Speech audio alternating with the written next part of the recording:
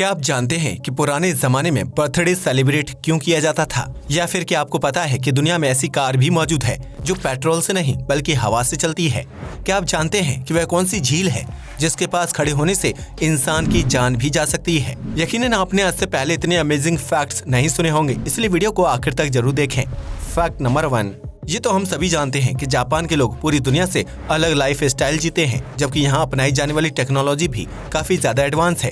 लेकिन क्या आप जानते हैं कि जापान में बढ़ते क्राइम को कम करने के लिए भी अनोखा तरीका अपनाया जाता है, जिसके बारे में शायद ही आपने कभी सुना होगा। दरअसल जापान के नारा एंड कैल्हिन नामक जगह में एक टाइम पर क्राइम रेट बहुत ज्यादा तेजी से बढ़ रहा था, जिसकी वजह से लोगों के साथ सड़कों पर कभी भी लूटपाट की घटनाएं हो जाती थी। ऐसे में इस समस्या से छुटकारा पाने के लिए जापान की सरकार ने नारा एंड कैल्हिन की सड़कों पर लगाई गई स्ट्रीट लाइट्स को ब्लू कलर की लाइट से बदल दिया, ताकि शहर में बढ़ते क्राइम पर लगाम लगाई जा सके। दरअसल सरकार का मानना था कि नीला रंग इंसान के दिमाग को शांत रखने का काम करता है, जिसकी वजह से वह एकदम से आक्रामक या गुस्सैल स्वभाव का नहीं बन पाता है।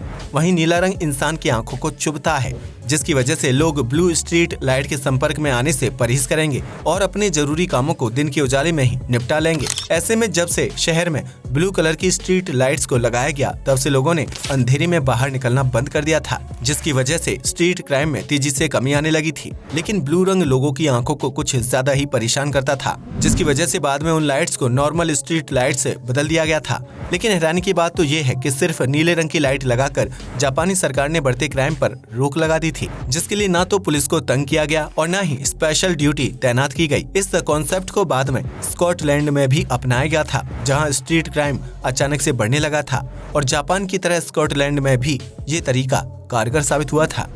फैक्ट नंबर 2, यूं तो हर देश और शहर में खूबसूरत गार्डन मौजूद होते हैं, जहां विभिन्न प्रकार के फूल उगाए जाते हैं और उन फूलों को देखने के लिए बड़ी संख्या में पर्यटक गार्डन जाते हैं।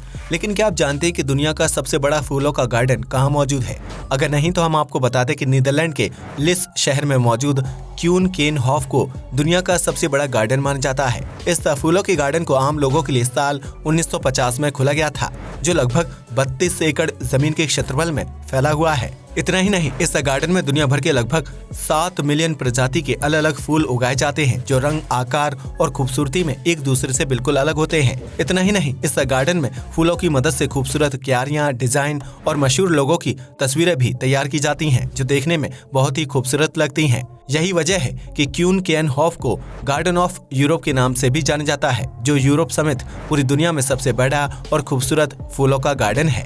फैक्ट नंबर 3, इस दुनिया में कई बड़ी कंपनियां मौजूद हैं, जिनके मालिक अपने साथ एक पर्सनल असिस्टेंट को रखते हैं। यह असिस्टेंट उन्हें पूरे दिन का रूटीन बताने के साथ साथ मीटिंग फिक्स करने और रोजमर्रा में किए जाने वाले कामों को तय करने में अहम भूमिका निभाता है। हालांकि एक अहम इंसान के लिए पर्सनल असिस्टेंट रखना थोड़ा सा महंगा साबित हो सकता है, लेकिन अगर आप चाहें तो अपने सपने को पूरा करने के लिए डिजिटल पर्सनल असिस्टेंट को हायर कर सकते हैं, जो एक एडवांस रोबोटिक प्रोग्राम है। इस डिजिटल पर्सनल असिस्टेंट को न्यूयॉर्क में स्थित रोबोबेस नामक स्टार्टअप कंपनी ने बनाकर तैयार किया है। यह स्मार्ट असिस्टेंट आपको सुबह नींद से जगाने के साथ साथ आपकी मीटिंग, डेली रूटीन का ख्याल भी रखता है। इसके साथ ही माया आपको बिजनेस संबंधी सलाह भी दे सकती है, जबकि यह आपके लिए फोटोग्राफर का काम करके आपके लुक्स को और भी ज्यादा स्टाइलिश बनाने का काम करती है। यह एक स्मार्ट वर्चुअल रोबोट है, जिसमें एक मिनी स्क्रीन लगी होती है। यह अपने स्मार्ट सेंसर की मदद से व्यक्ति के डेली रूटीन का डेटा अपने अंदर स्टोर कर लेता है, जिसके बाद यह आपके साथ बिल्कुल पर्सनल असिस्टेंट की तरह बातचीत करता है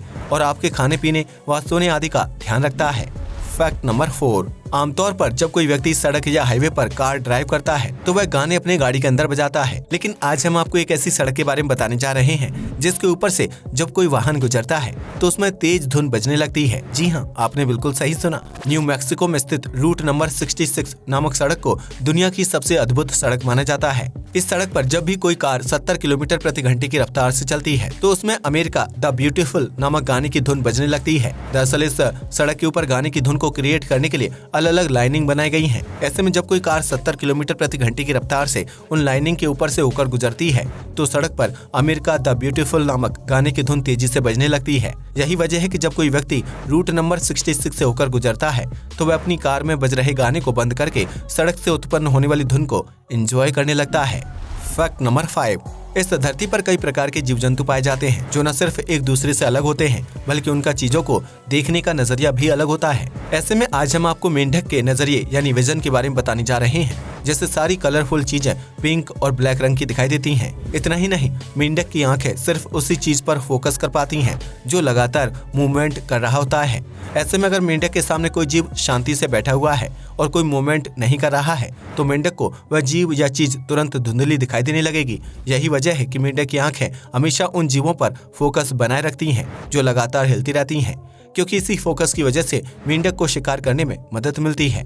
इसलिए वह कीड़े मकोड़े और मक्खियों का शिकार आसानी से कर पाता है, क्योंकि इस तरह छोटे जीव लगातार मूवमेंट करते रहते हैं और मेंढक की आंखों का फोकस उनके ऊपर बना रहता है। अब आप समझ ही गए होंगे कि जो तितली आपको पीले या लाल रंग की दिखाई देती है वो मेंढक को सिर्फ गुलाबी या काले रंग की ही दिखाई देती है।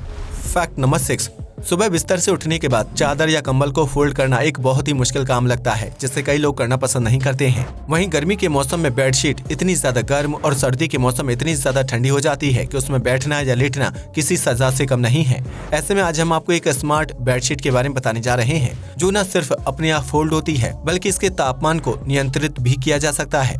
दरअसल स्मार्ट ड्यूवेट नामक एक कंपनी ने स्मार्ट बेडशीट बनाकर तैयार की है जिसमें आधुनिक सेंसर लगे हुए हैं। इस बेडशीट को आप अपने मोबाइल फोन से कनेक्ट करके कमांड दे सकते हैं जो बिस्तर पर अपने आप फोल्ड हो जाती है और लेटने से पहले अपने आप बिछ जाती है। इसके अलावा इस स्मार्ट बेडशीट के तापमान को मोबाइल फोन से कंट्रोल किया जा सकता है, यानी अगर आपको गर्मी लग रही है तो इस बेडशीट का तापमान ठंडा किया जा सकता है। वहीं अगर आपको ठंड लग रही है तो आप इसके तापमान को गर्म कर सकते हैं।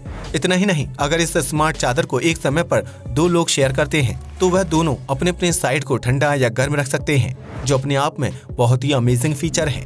फैक्ट नंबर 7, आज तक आपने कई आलीशान और लग्जरी होटल्स के बारे में सुना होगा जहां ठहरने के लिए लोगों को हजारों से लाखों रुपए खर्च करने पड़ते हैं, लेकिन क्या आपने उस होटल के बारे में सुना है जिसमें ना तो कोई दीवार है और ना ही कोई छत? जी हाँ, इस तरह का अजीबोगरीब होटल स्विट्जरलैंड में मौजूद है जिसे द नल स्टर्न होटल के नाम से जाना जाता है। इस होटल को प्राचीन न्यूक्लियर बंकर के आसपास बनाया गया है जहां ना तो कोई दीवार मौजूद है और न ही कोई छत। इस होटल को 5 जून 2009 को आम लोगों के लिए खोला गया था, जबकि साल 2010 में इसे एक म्यूजियम के रूप में तब्दील कर दिया गया। इस होटल में आपको प्रकृति के बीच एक लग्जरी बेड, फ्लोर और टेबल लाइट्स देखने को मिलेगी जहां आप अपने पार्टनर के साथ क्वालिटी टाइम बिता सकते हैं। इसके अलावा इस होटल में ना तो कोई दीवार है और ना ही कोई छत, जिसकी वजह से आप अपने आसपास मौजूद पहाड़ों, पेड़ पौधों और खुले आसमान के नीचे लेटने का आनंद उठा सकते हैं। इस होटल में एक रात ठहरने के लिए आपको 28 से 30 हजार रुपए खर्च करने पड़ते हैं, जहां सिर्फ आपको प्रकृति के बीच खुले आसमान के नीचे सोना होगा। फैक्ट नंबर 8, इन दिनों पेट्रोल और डीजल की कीमत इतनी ज्यादा बढ़ गई है कि ज्यादातर लोग इलेक्ट्रिक वाहन खरीदने की तैयारी कर रहे हैं जो बिजली से चार्ज होकर सड़कों पर चलते हैं। लेकिन अगर हम आपसे कहें कि भारतीय बाजारों में जल्द ही हवा से चलने वाली कार लॉन्च होने वाली है, तो क्या आप हमारी बात पर यकीन करेंगे? दरअसल भारत की प्रसिद्ध ऑटोमोबाइल कंपनी टाटा मोटर्स हवा से चलने वाली एक अमेजिंग कार को लॉन्च करने की तैयारी कर रही है, जिसके लिए उसने फ्रेंच कंपनी MDI के साथ समझौता किया है। इस फ्रेंच कंपनी ने साल 2007 में हवा के प्रेशर से चलने वाली एक कार को बनाकर तैयार किया था, जिसमें एक एयर चैम्बर बना हुआ था। उस एयर चैम्बर को पंप वाली हवा से भर दिया जाता है, जिसके बाद कार में लगा इंजन हवा के प्रेशर से ऊर्जा उत्पन्न करता है। इस ऊर्जा से कार को सड़क पर दौड़ने के लिए गति प्रदान करता है, जिसकी वजह से कार से न तो हानिकारक धुआं निकलता है और न ही उसे चलाने के लिए पेट्रोल, डीजल या बिजली की जरूरत पड़ती है। ऐसे में टाटा मोटर्स ने MDI कंपनी के साथ हाथ मिलाकर हवा से चलने वाली कार को बनाने का फैसला किया है, जो एक 5 सीटर कार होगी और उसे आने वाले कुछ सालों में मार्केट में लॉन्च किया जाएगा।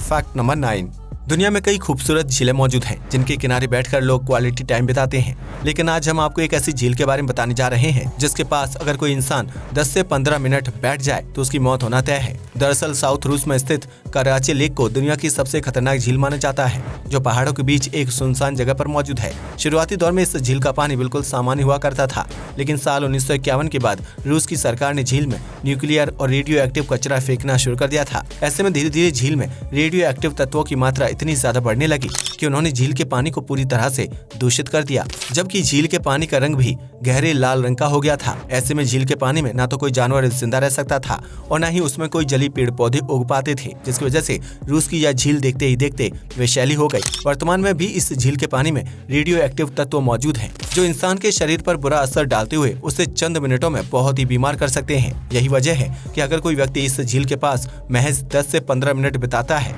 तो विषैले रेडियो एक्टिव तत्वों की वजह से उसकी मौत हो जाएगी। फैक्ट नंबर 10, हर व्यक्ति अपने बर्थडे के मौके पर उत्साहित रहता है और उसे अलग अलग तरीके से सेलिब्रेट भी करता है। हालांकि बर्थडे मनाने का सबसे चर्चित तरीका ये है कि इंसान केक काटता है और उसके दोस्त व रिश्तेदार जोर जोर से शोर मचाते हैं। लेकिन क्या आपने कभी सोचा है कि बर्थडे मनाने का कॉन्सेप्ट किस देश में शुरू हुआ था और उसे क्यों मनाया जाता था? अगर नहीं तो आज इस राज से भी पर्दा उठा देते हैं। दरअसल प्राचीन काल में बर्थडे मनाने की प्रथा को जर्मनी में शुरू किया गया था, जहां माता पिता अपने बच्चे के जन्मदिन के मौके पर रिश्तेदारों और दोस्तों को इकट्ठा करते थे। उस दौर में बर्थडे सेलिब्रेट करना किसी तरह का जश्न नहीं होता था, बल्कि ऐसा इसलिए किया जाता था ताकि बच्चे को बुरी आत्माओं से दूर रखा जा सके। ऐसे में जब किसी बच्चे का जन्मदिन होता था तो उसके घर में भारी भीड़ इकट्ठा हो जाती थी और वह सभी लोग जोर जोर से चिल्लाते हुए बर्थडे सेलिब्रेट करते थे। प्राचीन जर्मनी के लोगों का मानना था कि जन्मदिन पर जोर से चिल्लाने पर बच्चे के आसपास भटक रही बुरी आत्माएं दूर हो जाती हैं, जिससे बच्चे को संकट और परेशानियों से बचाया जा सकता है। हालांकि धीरे धीरे यह प्रथा सेलिब्रेशन में बदल गई और लोगों ने जन्मदिन के मौके पर केक कट करना व गाना गाना शुरू कर दिया। लेकिन शुरुआती दौर में सिर्फ आटे और चीनी से बने केक को सर्व किया जाता था। ऐसे में बीतते वक्त के साथ लोगों ने जन्मदिन को आत्माओं से जोड़ना छोड़ दिया और उसे एक सेलिब्रेशन की तरह मनाने लगे, जिसमें वह अपने दोस्तों व रिश्तेदारों को शामिल करते थे। आज के लिए बस इतना ही। वीडियो पसंद आया हो तो इसे लाइक और शेयर करें। जय हिंद दोस्तों।